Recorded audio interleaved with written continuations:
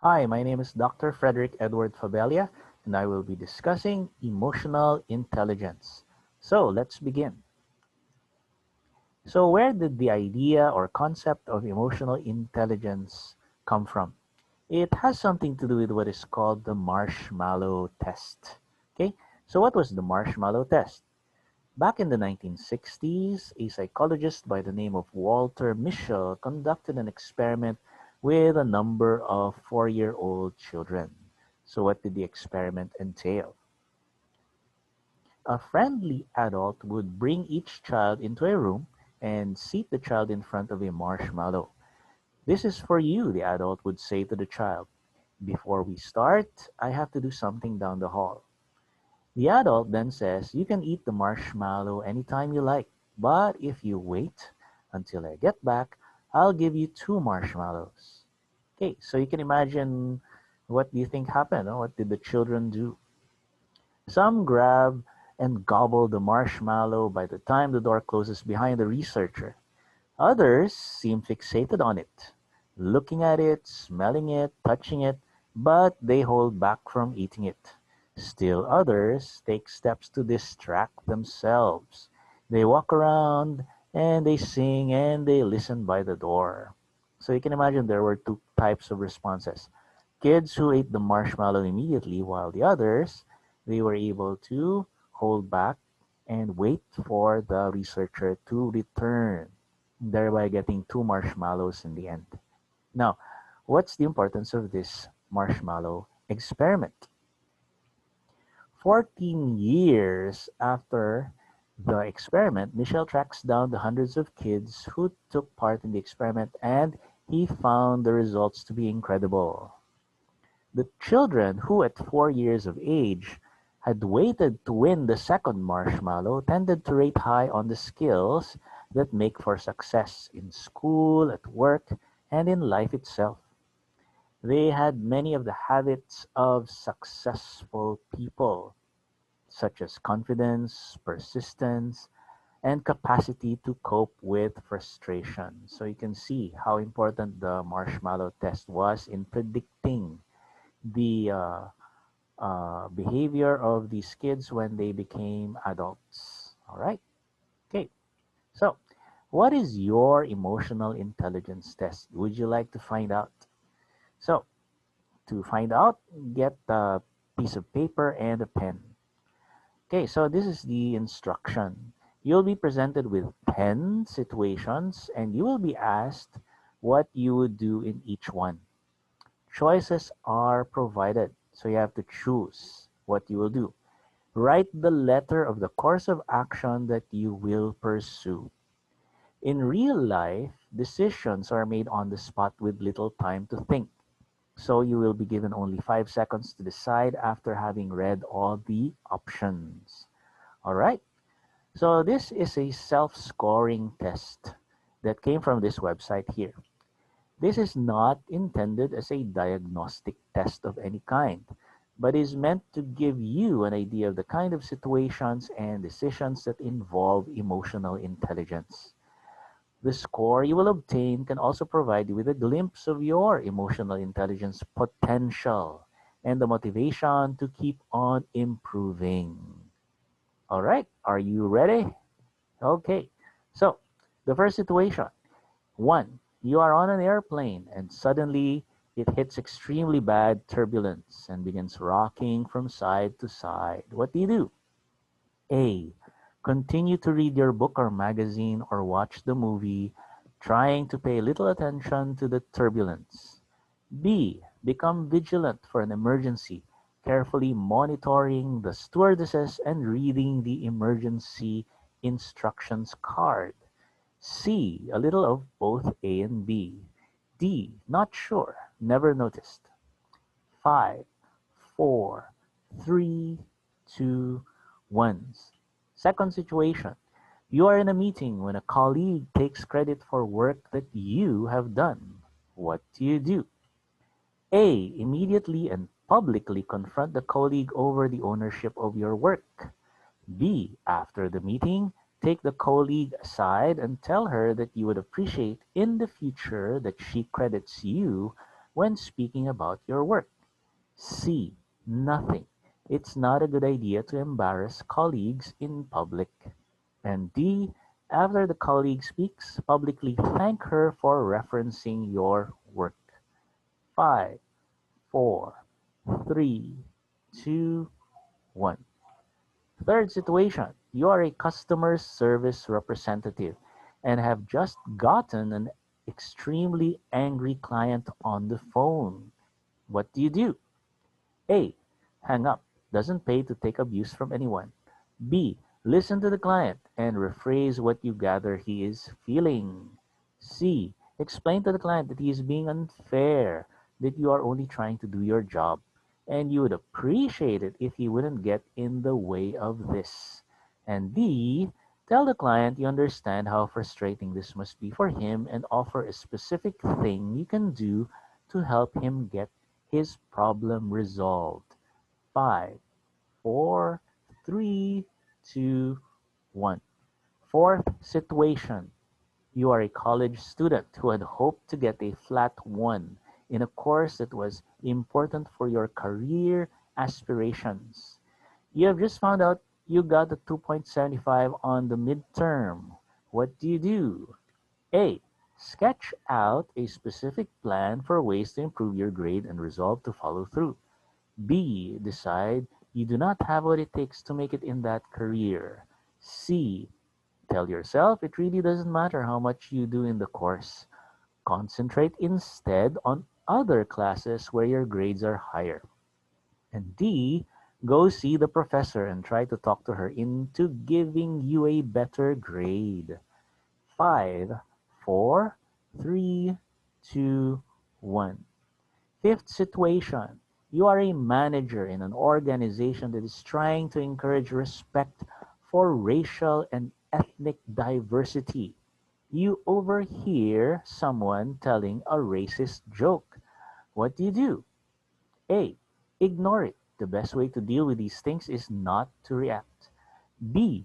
Call the person into your office and explain that their behavior is inappropriate and is grounds for disciplinary action if repeated. C. Speak up on the spot, saying that such jokes are inappropriate and will not be tolerated in your organization. And D. Suggest to the person telling the joke he go through a diversity training program. 5, 4, 3, 2, 1.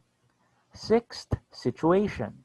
You are an insurance salesman calling on prospective clients. You tried to sell insurance to the last 15 clients, but you're unsuccessful. What do you do? A. Call it a day and go home early to miss rush hour traffic. B. Try something new in the next call and keep plugging away. C. List your strengths and weaknesses to identify what may be undermining your ability to sell. And D. Sharpen your resume. 5, 4, 3, 2, 1. Seventh situation. You are riding in your colleague's car who became very angry because the driver of another car has cut dangerously close in front of her. What do you do? A. Tell her to forget about it. She's okay now and it's no big deal. B. Put on one of her favorite tapes and try to distract her. C. Join her in criticizing the other driver. D. Tell her about a time something like this happened to you and how angry you felt until you saw the other driver was on the way to the hospital. 5, 4, 3, 2, 1. Eighth situation. A discussion between you and your romantic partner has escalated into a shouting match. You're both upset and in the heat of the argument start making personal attacks which neither of you really mean. What is the best thing to do? A. Agree to take a 20-minute break before continuing the discussion. B. Go silent, regardless of what your partner says. C. Say you're sorry and ask your partner to apologize too. D. Stop for a moment, collect your thoughts, then restate your side of the case as precisely as possible. Five, four, three, two, one. Ninth situation. You have been given the task of managing a team that has been unable to come up with a creative solution to work out a problem. What is the first thing that you do? A. Draw up an agenda. Call a meeting and allot a specific period of time to discuss each item. B. Organize an off-site meeting aimed specifically at encouraging the team to get to know each other better. C. Begin by asking each person individually for ideas about how to solve the problem. D. Start out with a brainstorming session, encouraging each person to say whatever comes to mind, no matter how wild. 5, 4, 3, 2, 1. Last situation. You have recently been assigned a young manager as your subordinate in your team and have noticed that he always appears to be unable to make the simplest of decisions. He always asks advice from you. What do you do? A. Accept that he does not have what it takes to succeed around here and find others in your team to take on his tasks. B. Get an HR manager to talk to him about where he sees his future in the organization. C.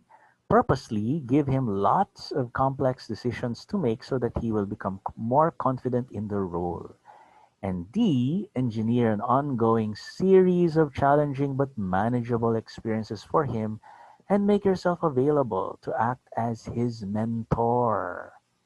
5, 4, 3, 2, 1.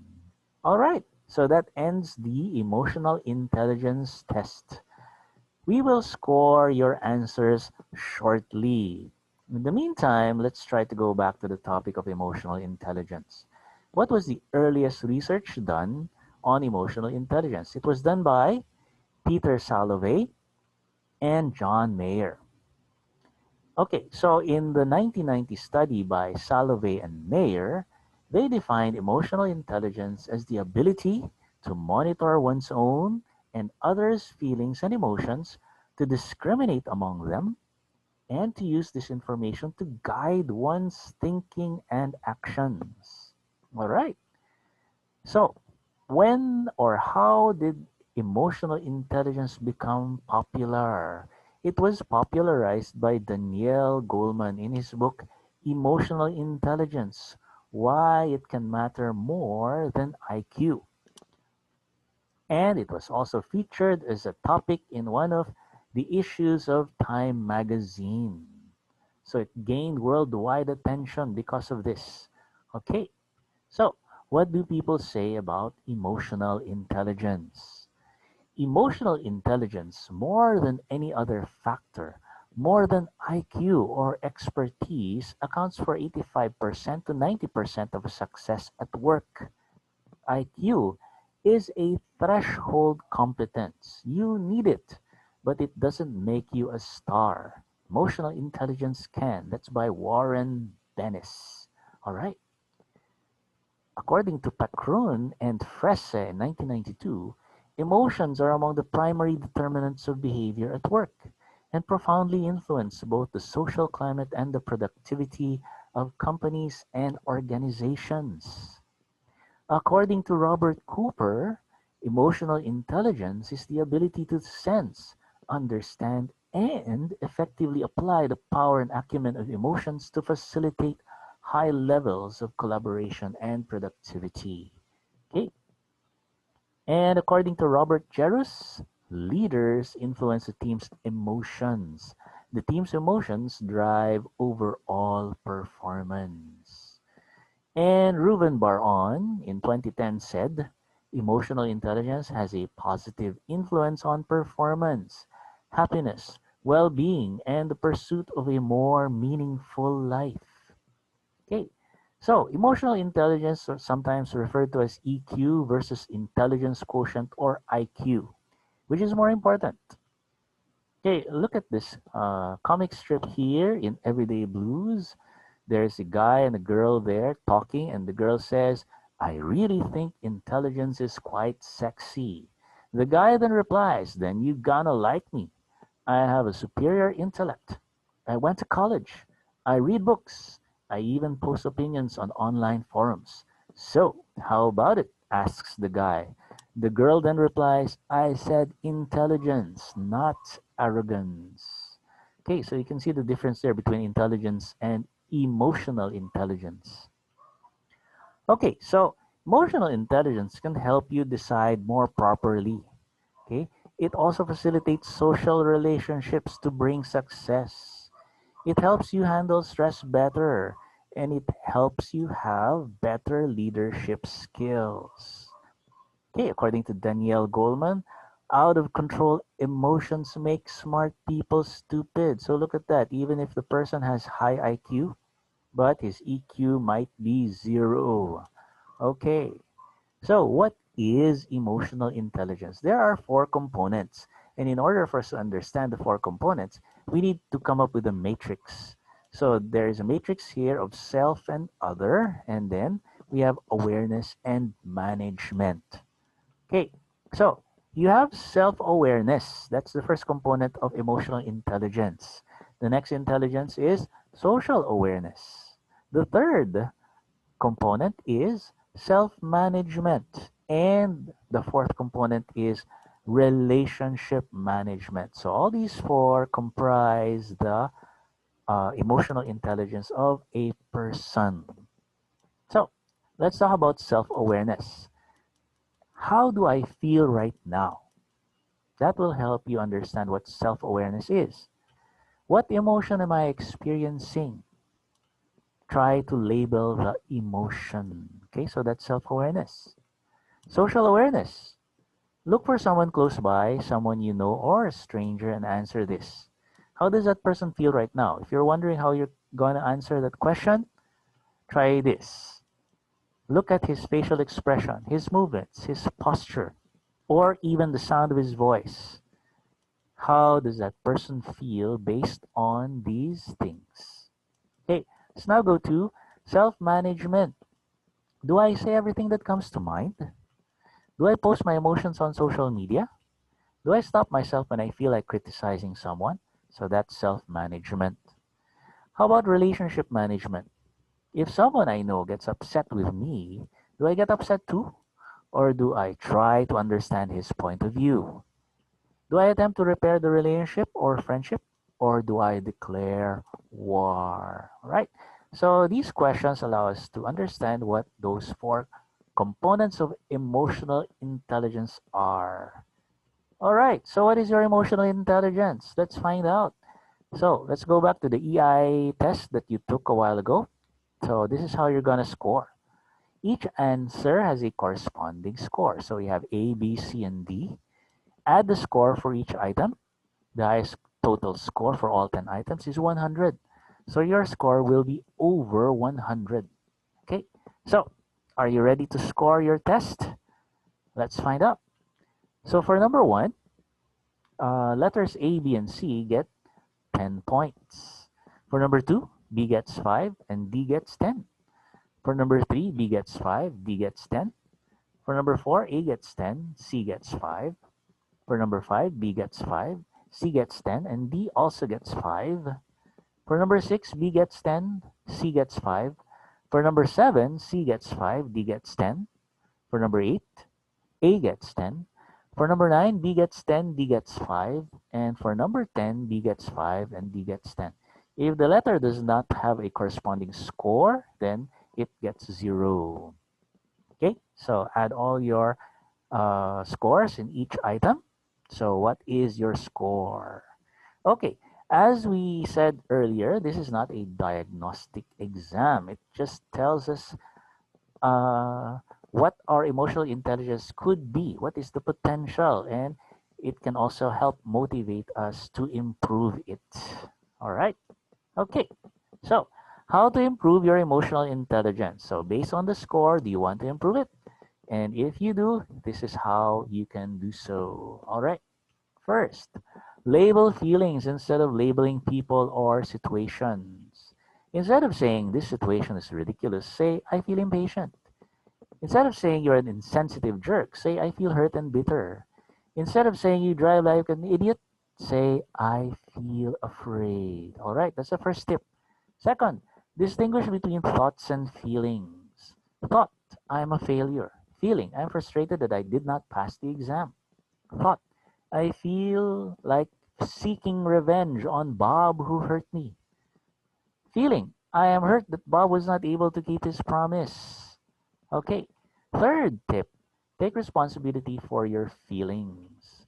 Instead of saying you're making me jealous, say I feel jealous.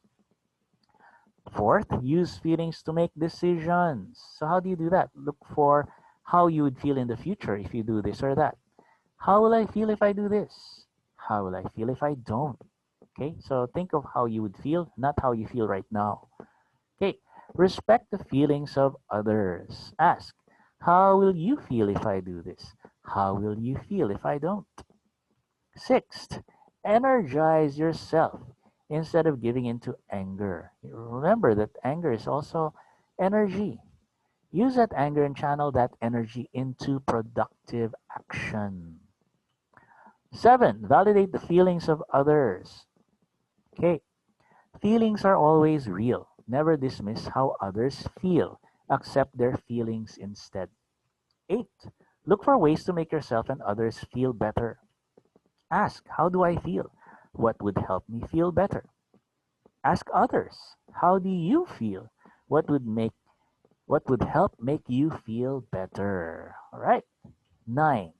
Listen and empathize with others instead of criticizing, judging, or lecturing them.